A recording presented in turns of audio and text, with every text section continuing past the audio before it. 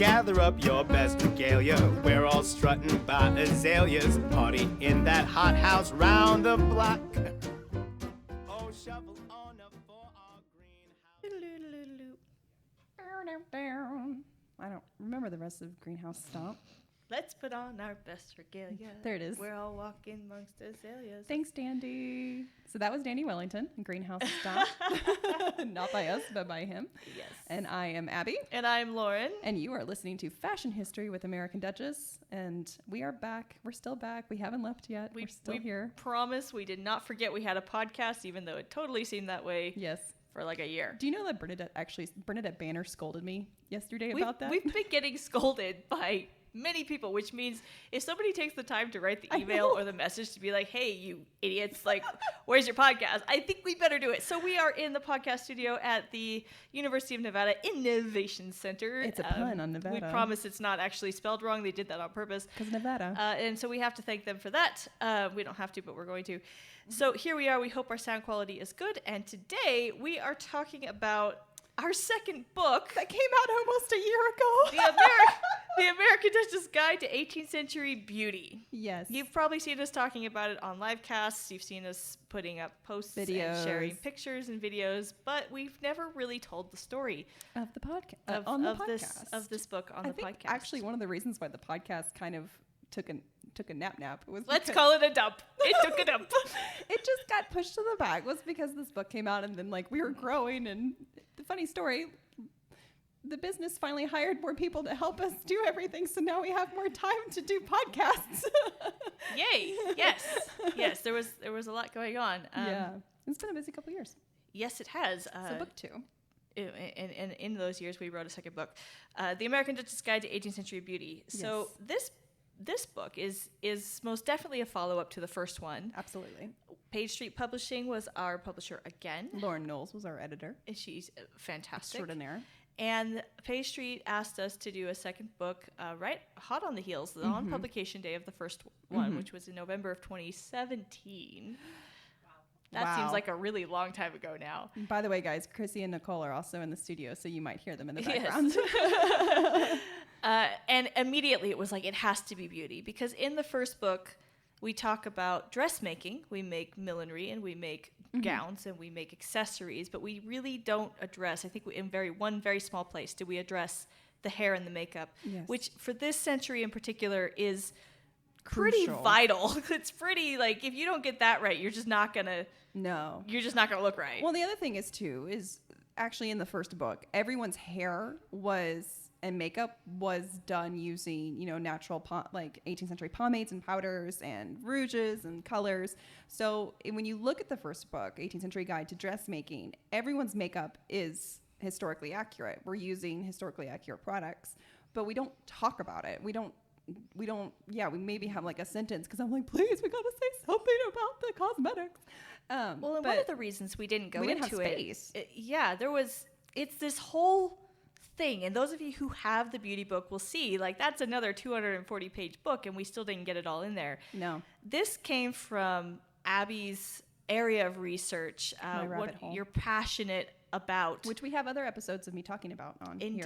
Indeed, about hair and makeup in the 18th century. And it needed to be kind of codified, I guess, if you will, published with pictures and visuals and how-to, because it's not something that's been published as a kind of an opus, I guess, before, all in one place, all together, explaining how all the products worked and then applying them practically and showing people, because there's a lot of misinformation about how people did their hair. Oh my gosh. Yeah. Cleaned their hair. That's the problem is that whatever is published out there, and I publishes in massive air quotes, it's usually really old and it's really biased and it's based off mythology. And there's also, for lack of a better term, it's a bit of a circle jerk of misinformation. Like, people they keep repeating themselves because the thing is, like, with academia and anyone who's in even high school and basic English classes or research classes are taught this, that to have a quote unquote credible source, it has to be published in some capacity. Like online publication, at least when we were in undergrad and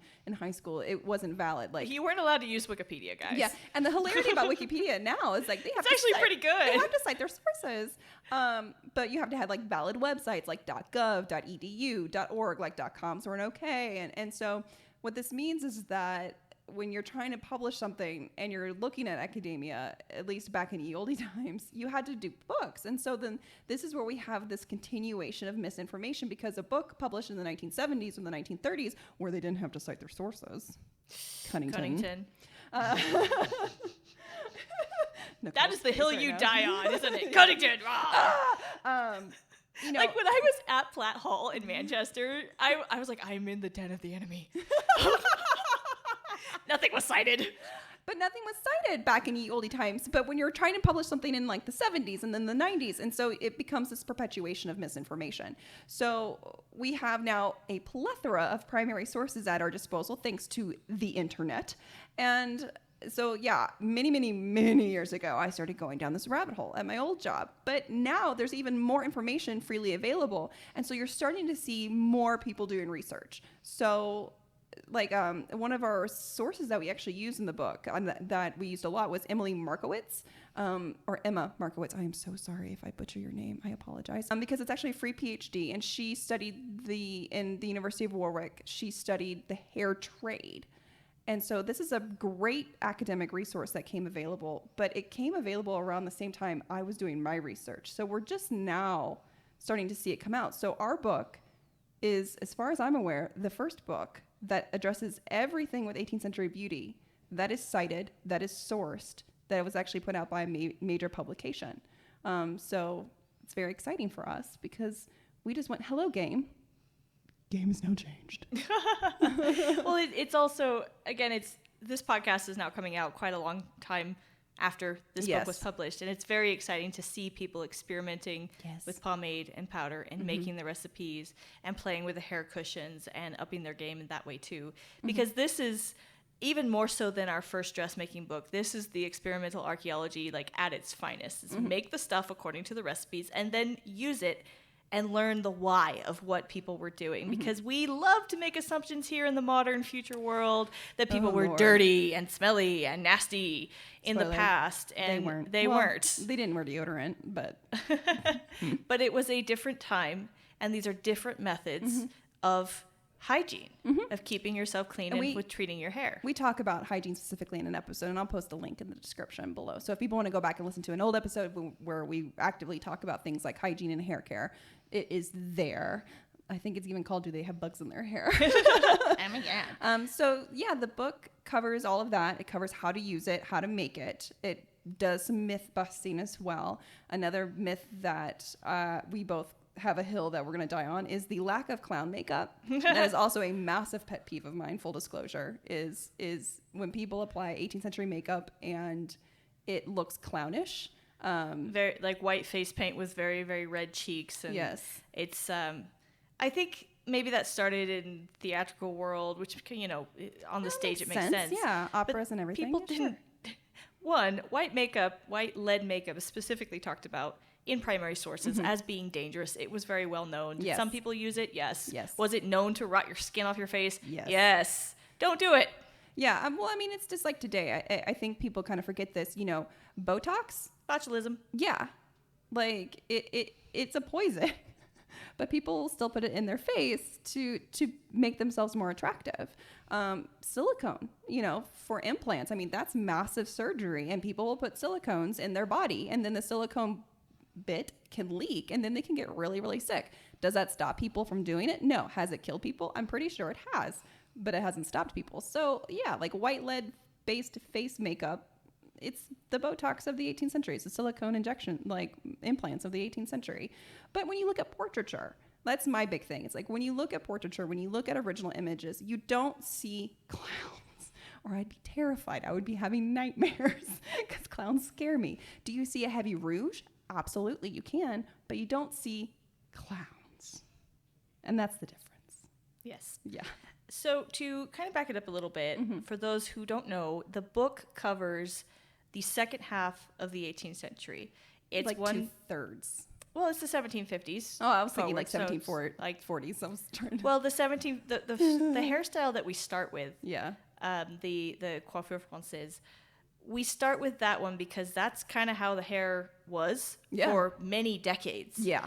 And we call it 1750s, but it is the 1740s is like that in France. The 1730s is like that in France. Yeah. There is a pretty big difference between France and England at those periods. But at the 50s is where you begin to see the change start to happen, where the hairstyles change very quickly. Sometimes several times in one decade, they become significantly different. And that's why we chose to start there with the origin point of the 50s. And sometimes people will say, well, you know, what were they doing in the Pirates. 30s? What were they doing at 1700? It's like, well, that. Basically, they were doing that. It was like they had the little horns. And the other thing is, too, is the primary sources weren't necessarily as readily available at that point in time. Like at where we start in the 1740s or 50s, I've totally blanked on his name. Your Legros. Thank you. I was like, my boy. I was gonna say your boy. I got my two boys. I Yeah. got Legros and I got Leonard. And they hated each other. Like, Legros published his work, so we're starting to see primary sources come out at this time too, and even trying to figure out what was going on, because we try to talk about the origin of pomade and powder, which is a delightful little mystery. Yes. And I keep finding new things too. Way back. Other primary sources are talking about the origin of powder being used in the hair in the 16th century. Yeah. And like how far back does it go? Because in the 18th century, and this is in the book as well, you have writers saying, oh, it started with the Marquise de Montespan. Yeah. You know, one of the mistresses of Louis XIV. It was her. She did it. Yes. And yet you find other references. You find other references for earlier than that. And then it's sort of like, but why did she suddenly just start?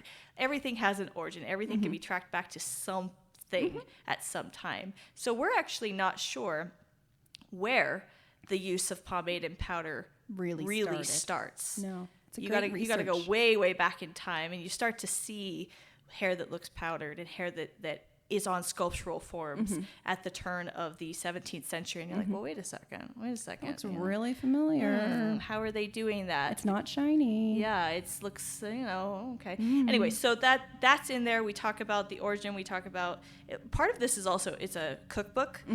Part of it is a sewing book, and part of it is a hairstyling manual. Yes, it is. There's a lot of information. Many things. It's many things. So yeah, favorite hairstyle. Ooh. Go. I should have read these questions before we started. You're going to hate me for this. I think my favorite hairstyle is the coiffure française, the 1751, which Abby was the model for this. You'll see her in the book. She absolutely hated it, every minute of it.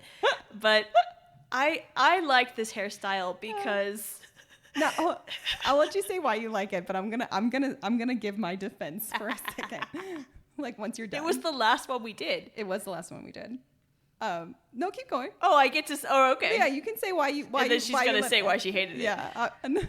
I liked this one because it's not one of the super huge high ones that we associate with all of the 18th century, but we're only actually in fashion for about 10 years. But it's that origin point, and I read so much and translated so much of Legros' work, and I read all of Leonard's autobiography, and looking at the techniques that were being used in the 1750s and the early 1760s and how they influenced what was to come. I just nerded out hard on it. And then creating that hairstyle, which was surprisingly easy. Yes. I had a lot of fun doing it. Like, it looked the part, and I was like, "Wow, sweet, cool. Like, nobody's ever going to do this hairstyle, but there it is." So why did you hate this? Okay, I didn't. You thought it didn't look good on you.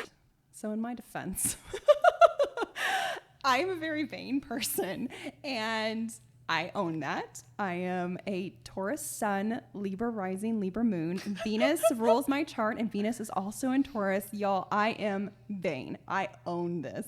And I just didn't think it was the best look on me. Let's just put it this way. In the first book, where I wore the peasant dress, I took one for the team. In the second book, Abby wore the coiffure française. She took one for the team. And I was also like, my bangs were not the right length, and so like they were a little puffy. Yeah, they were. It was just like the proportions weren't like exactly right. But what I actually love about it, and this is my own like screwed up sense of humor, is like I look at those photos of me and I look so dead behind the eyes. But that photo shoot, kind of the way this worked with all of these is we cried every time. We did start to finish the hairstyle. We were in the photo studio all day. From start to finish to the beauty shots at the end. That's what we did for that day. So we don't take a break in there. We did it straight through. We never had time. And in Abby's photo shoot, we were using this chair, this beautiful chair. It was her grandfather's chair. He had refinished it. He refinished the chair. It was passed away. Yes.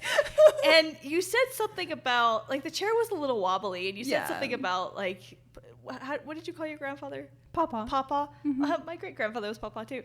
Something about Papa like not approving or something. And she sat like I was sitting in the chair. She was sitting in the chair. I had just finished creping the front of your hair with the hot iron, and I could hear it starting to creak. It was And I took the hot iron off, and I went to take the photo, and the chair broke. But it wasn't like quick. It was like the slow motion where I was like, Lauren,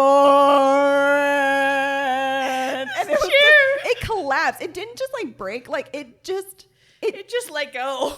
Like all the legs are like, because my mom, bless her, like when she came out for Christmas, she's like, I'm gonna fix the chair, and then she was like, I can't fix this. I'm like, no, Mom. We used it for the entire book. Everybody sat in that chair, and the very last, it was like the second to last photo or something. It was nuts. In that chair, this chair broke, and I landed, and I'm sitting in like with my hair cranked with this on, and I'm just like butt on the ground. It's still in the chair because the chair body itself, it was the legs that came out. I'm still in the chair just sitting there, and like Laura's just holding the straightening iron, laughing my ass off. And I'm so sad we didn't get it on camera. It was very funny. I forgot about it. Yeah, that's my favorite memory from the book. Just kidding. No, it's pretty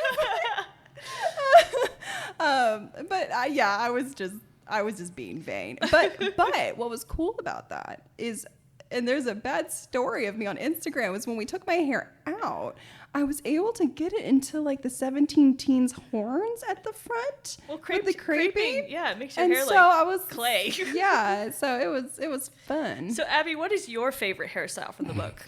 My favorite hairstyle is Cynthia's. The coiffure banan. Banan. For the record, guys, we made up pretty much all the names. Yeah, they're pretty much all I think fake. there's only one that actually has a real name, and I can't remember which one it is. Oh no, it was only one bonnet that had a name. Yeah, we made up all the names of the hairstyles. All the names are fake. Yeah, like it's a joke. we did that on purpose. If you don't know us, we like to be cheeky. So the coiffure banan on Cynthia, the one that is on the cover, it's one of the most complex hairstyles. Yes, but it was just so nice. Cynthia's a redhead, and redheads are blessed with like just loads and loads and loads of hair. And when her hair was pomaded and powdered, it became just so beautiful. Like and I love this color, blonde. And it's just behaved so nicely. And that's funny you say that, because doing those vertical buckles on the side of Cynthia's head made me want to punch a baby. She won't actually punch a baby, ladies and gentlemen. Please don't panic. But no. Well, that was the thing. It's like there was tons of. It came out beautifully, and then the proto poof that we did for it was super fun. And Cynthia just looked amazing, like in the sack. It was just a really gorgeous. Like everything was just scrumptious. But what happened is there's a point in time in the photo shoots, and it's always around a buckle, because buckles are usually last. So in Cynthia's, the curls of hair on the side, the big curls. So in Cynthia's case, it was the vertical buckles, and this is the point where whoever's been doing the hair the most, has been on their feet the most, usually reaches their breaking point.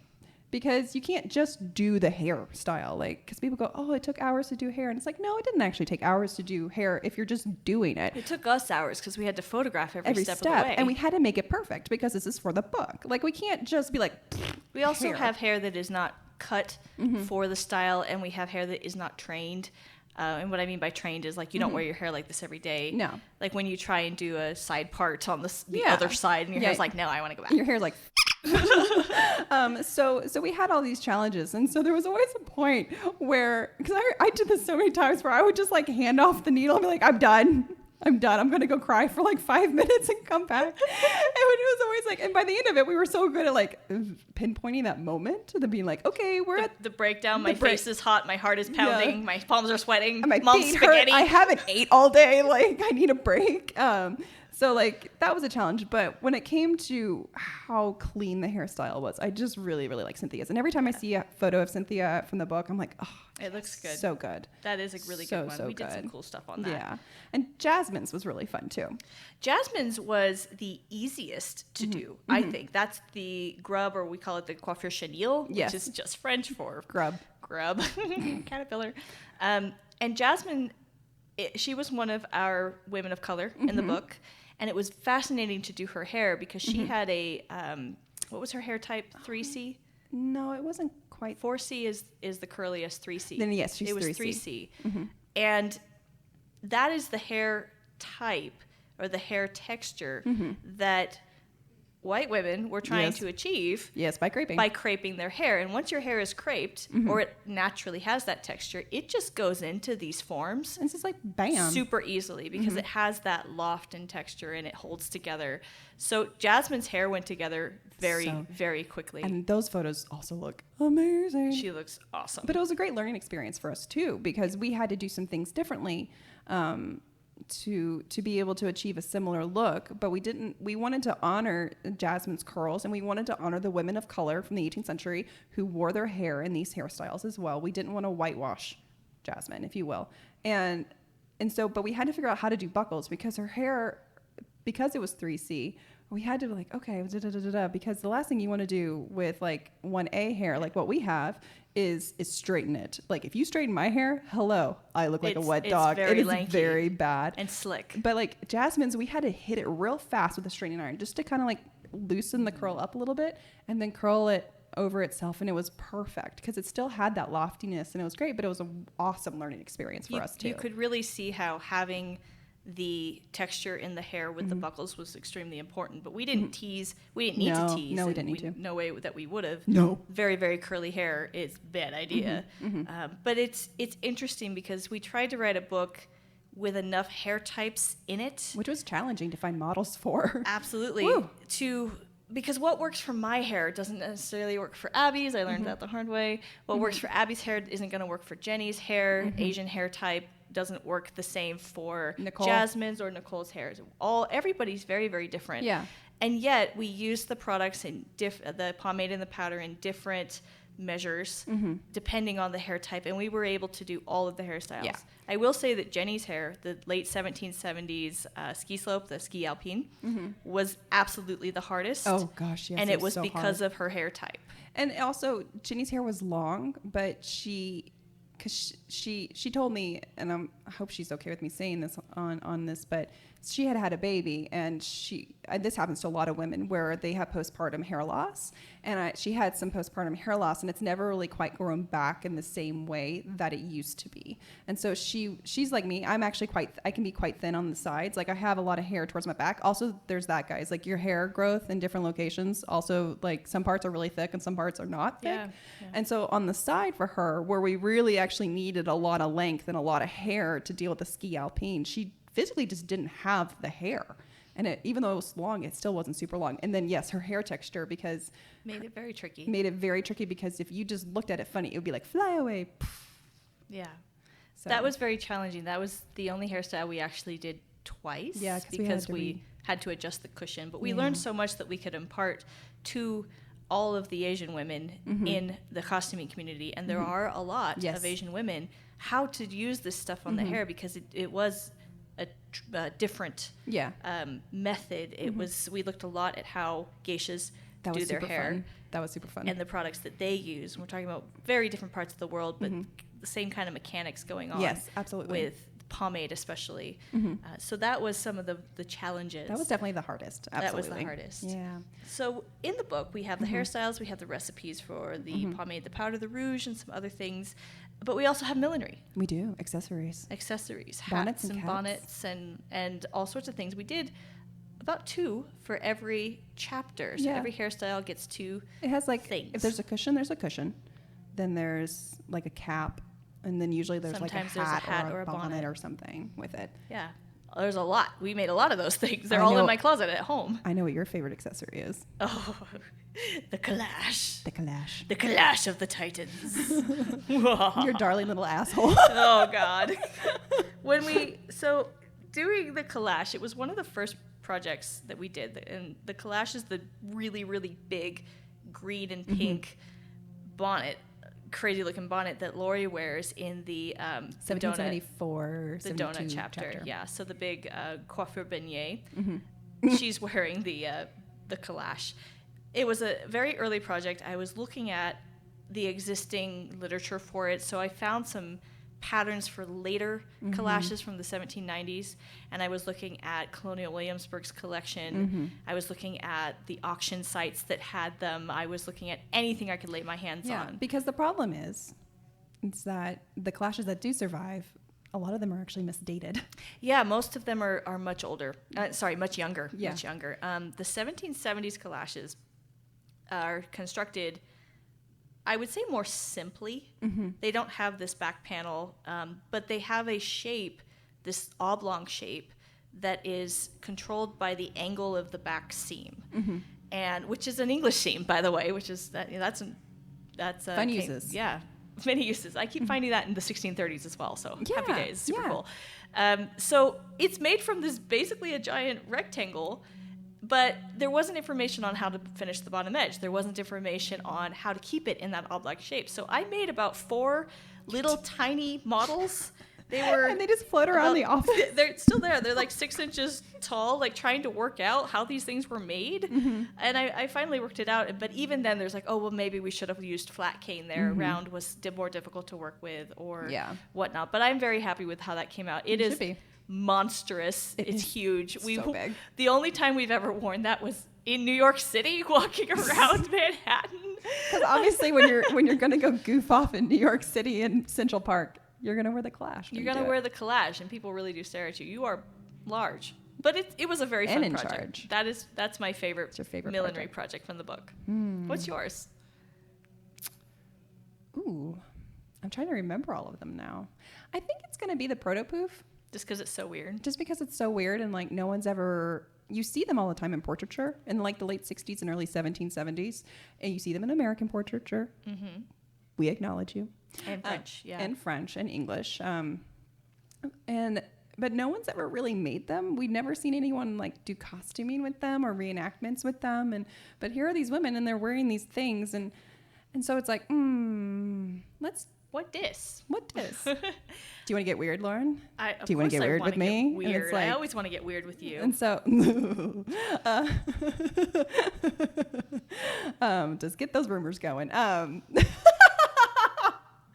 that one was super fun because it was a bit of a reverse archaeology, if you will. I know some people are sensitive to that term, but it was taking the photos and going, okay, well, we see this. Okay, it looks like it's actually structured. There are some components here in the design that seem to carry through. It's the shape. It looks actually really good with this hairstyle. Like, let's try it. Let's see what happens. And when we made it, and it was Where's the weird part? You said, did I want to get weird? I want to get it weird. We're always weird. This isn't weird. This is actually, this is true. This is very tame for us. But the protopoof is weird because no one's ever done it before. That's the weird, is that you were like, yes, let's go do this thing together. Your face right now. There's noise that we're just hearing noise. We don't know if you all hear noise, and we apologize if you do. But it was really cool to make and to see on Cynthia. Yeah, it all came together. It all came together. It tied in beautifully. The proportions were lovely. It really finished off the look. I had my reservations because I was like, ooh, this looks Victorian. It did. And it turns out Victorian looks it. Yeah. Once we put it on Cynthia's head, I was like, whoop, yep, there we go. And then Cynthia and I were in New York City. We were at the Versailles exhibit at the Met. To go to that one. And they had this giant painting full of, those paintings that have like 500 people in them. And you're like, oh, okay. And all the women in this painting were, not all of them, but a lot of them were wearing these little protopoofs on their head. And it dated from 1768 or 7 or something. And like, there they are. Cynthia kept pointing them out. Like, there's one, there's one, there's one, there's one. It was very, very interesting. And that was a pretty complex project. It was. The quilling on that was tricky. Yeah, it's not a easy project. It's not a beginner project, especially if you do the quilling in silk organza. So that was scary. I've seen at least one person has made one, and it turned out beautifully. Magdalena Regina just made one, and it looks great. It was stunning. Yes. So ours is not the only way to make it, but it is the way that we made it. It's the way we figured it out. Yeah, I would call it kind of an add-a-fet. We didn't know what the names of them were. Yeah. So we called it a proto-poof because in a chapter, actually the next chapter, or the 2 chapters from there, we actually make a poof. Yeah. So which was called a poof at the time. Yeah, the poof is not the hairstyle, guys. Spoiler alert. It is a thing with race cars on it and birds. So what is your overall favorite memory, Abby, from writing the second book? Being done with it. Oh, no. Isn't that always the way? I forgot about the chair, but I think the chair is probably my favorite. I mean, like, that was... Now that I've reminded her. Yeah, that you've reminded me of that. I'm like, yeah, that was a pretty good time. I mean, like, having Nicole obviously come and do it, and, like, she looked great. And having Cynthia, I think having a lot of friends actually come and be models was really fun because it helped make it a more relaxed environment. So that was probably one to include real people from the community as well. Yeah, exactly. But, yeah, probably, like, the very last photo shoot, and it's me and... the chair, like, because now I can just remember now, and I just so distinctly remember being like, no, like I was trying to like communicate to you quickly enough to get out of the way or get me up or help me or save me, and I couldn't, and so it was just like melting. I think one of my favorite, I don't know if this is a memory, but it's something I had the most fun with in both of our books is the footnotes. In the second book. There are a lot of them. We made sure to really, since this was a subject that hasn't been put down on paper before, we really, really went for it with the footnotes. But we also had a lot of fun with the footnotes. We went overboard. There are things in the footnotes that were formerly whole essays that became footnotes just because we couldn't fit them. But like, you know, there's information about hedgehog hairstyles in which they actually were in there. But we also had some fun. Abby, you cited something about rats in New York City subways. I looked up the size of rats. I found a newspaper article about like, the largest rat found in New York City subway system. We cited Outcast. We cited Addams Family. Like we will say the footnotes are full of Easter eggs. If you have not read them, we strongly recommend it. And yes, the ones that are serious are serious. It's a modified Chicago format. Yeah. And then the other ones are like... There's one footnote that says, don't believe us, Google it. Yeah. There's some that are very firmly tongue-in-cheek. And it's just... Some academic somewhere's rolling over in their future grave. But yes. Cunnington. Current grave. But yeah, like, at least we cited it. Yeah. So we took the footnotes seriously, but we also had fun. And that's the same as... throughout all of the book is we try to keep it kind of footloose and fancy free while also presenting good information, real information. Because history shouldn't be dry and sharing good information shouldn't be boring. But your hair powder should be dry. Yes, keep your powder dry, ladies. It's starch. It'll get weird if it gets wet. Yeah, don't do that. But yeah, we just wanted to have fun with it and share really good, solidly researched information. I mean, Jesus, Lauren, you now are like fluent in 18th century French. It is super weird. Yeah. But I mean, what Abby's referring to is... You can't speak a lick of it, but you can read the shit out of it. Le Gros de Rumini and his manual, his hairdressing manual. I was like, there must be hidden... actually, our next question is what are we the most proud of? And this is one of the things I'm the most proud of is getting from the horse's mouths, if you will, Le Gros and Leonard's books and how they wrote about hair and how they wrote about themselves and how they wrote about each other was hilarious. Le Gros, I was like, okay, I've got this, coiffeur française, whatever. He was the hairdresser to Madame de Pompadour and the women of the court before, he died and Leonard took over and basically bashed him after posthumously. Frenemies. Not even friends, just enemies.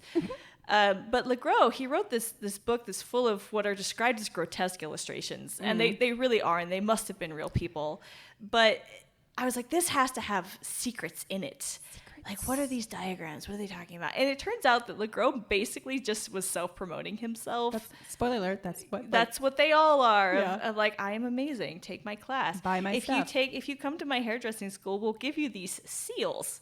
And the book has these illustrations in it of these beautiful seals is all I can call them. They're like, and this is what he gave out as commendations once you passed like your first your grade. diploma or your like Kind of. certificate. Yeah. Yeah, and the weird diagrams, I was like, what are these? They were just haircut diagrams. Like, there actually wasn't that much information in LeGros' book that we didn't already have or know in any of the English books, but I got very, very good at deciphering some weird 18th century French. No, I will also say that even though like I look slightly dead behind the eyes in my photo shoot for the Coiffeur Francais, I definitely looked a lot better than the women in LeGros' book. If you guys don't know, you just go look at it. We'll post a link or some videos on the YouTube because whoa. Well, and then to follow that, Leonard's story, Leonard Artois, about how he became the court hairdresser to Marie Antoinette, coming from the theater and the women that he knew in the theater. And he talks about Mademoiselle Guimard and people that I've run into before, and I kind of started to feel this weird familiarity of like they all knew each other. It's like Facebook for the 18th century France. Yeah, I guess so. So that's one of the things that I was totally like madly into. I spent a weekend doing that. That's awesome. I shouldn't have been working, and I was. But so the final question then is: are we writing a third book? On 3. 1, 2, 3. No. I mean, I think I'd like to. In the future, we have some ideas of what it could be about, but right now we're very focused on doing business, building our business, our footwear business.